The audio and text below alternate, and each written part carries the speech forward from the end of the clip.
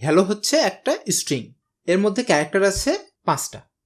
এখন এটা হচ্ছে প্রথম ক্যারেক্টার, এটা দ্বিতীয় ক্যারেক্টার, এটা তৃতীয় ক্যারেক্টার, এটা চতুর্থ ক্যারেক্টার, এটা পঞ্চম ক্যারেক্টার।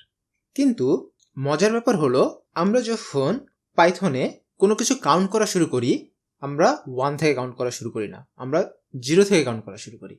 তাহলে এখানে যেটা হবে, এটা হচ্ছে 0 নম্বর ক্যারেক্টার, এটা হচ্ছে 1 নম্বর ক্যারেক্টার, এটা 2 নম্বর ক্যারেক্টার, এটা 3 নম্বর ক্যারেক্টার, এটা 4 নম্বর ক্যারেক্টার। টোটাল ক্যারেক্টার 5, 0 থেকে 4 পর্যন্ত।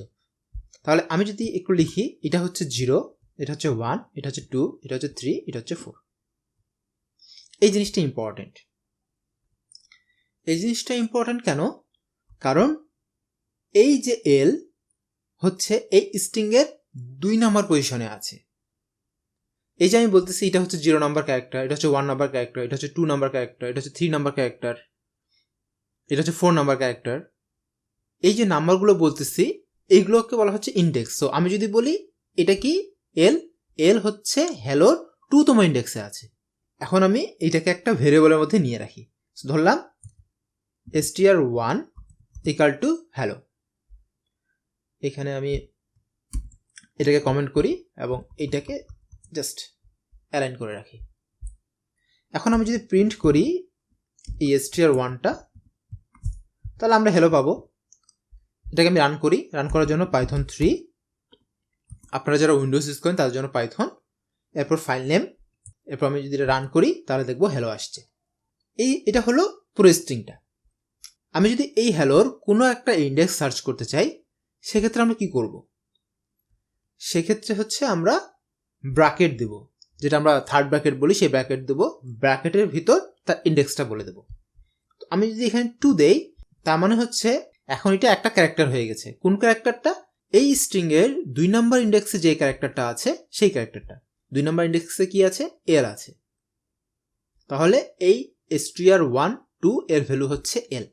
আমি এটা রান করে দেখি, রান করে দেখবো এল পাচ্ছি। এটা 4 নম্বর ইন্ডেক্সে কি আছে? 4 নম্বর ইন্ডেক্সে ও আছে। সো আমি 4 দেই, তাহলে আমি দেখব ও। এটা ক্লিয়ার করে ফেলি। এখন আমি 0 দেই, 0তম ইন্ডেক্সে এইচ আছে, রান করলে দেখব এইচ। এমন একটা দেই যেটা আসলে এখানে নাই।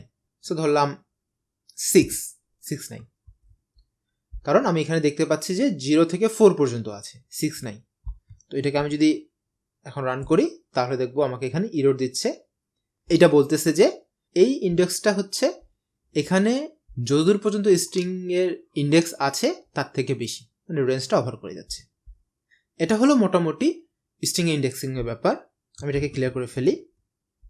ধরলাম এখানে আমি ব্যাকস্ল্যাশ ডবল কোটেশন দিলাম। এই ব্যাকস্ল্যাশ ডবল কোটেশন দিলাম কেন? এইখানে যদি আমি ডবল কোটেশন দিই তাহলে এটার সাথে একটু কনফ্লিক্ট করবে। এখন আমি যদি 0 1 2 এই 2 নাম্বারে ব্যাকস্ল্যাশ আছে, 2 নাম্বার ইন্ডেক্সটা যদি সার্চ করি তাহলে কি পাবো? কি হবে তা একটু আপনারা চিন্তা করেন। আপনাদের মনে হতে পারে যে ব্যাকস্ল্যাশ আসতে পারে, বাট এটা ব্যাকস্ল্যাশ আসবে না, কারণ আমরা আগেই বলেছি যে এই জিনিসটা একটা ক্যারেক্টার হিসেবে ট্রিট করা হয়। তো এটাকে আমি যদি এখন রান করি, রান করলে দেখবো যে ডবল কোটেশন এসেছে, কারণ এই ব্যাকস্ল্যাশটা হচ্ছে স্কিপ করতেছে। তো স্ট্রিং এর ইন্ডেক্সের এই হলো বেসিক। তো ধন্যবাদ সবাইকে আমার সাথে থাকার জন্য। দেখা হয় পরের টিউটোরিয়ালে। ধন্যবাদ সবাইকে।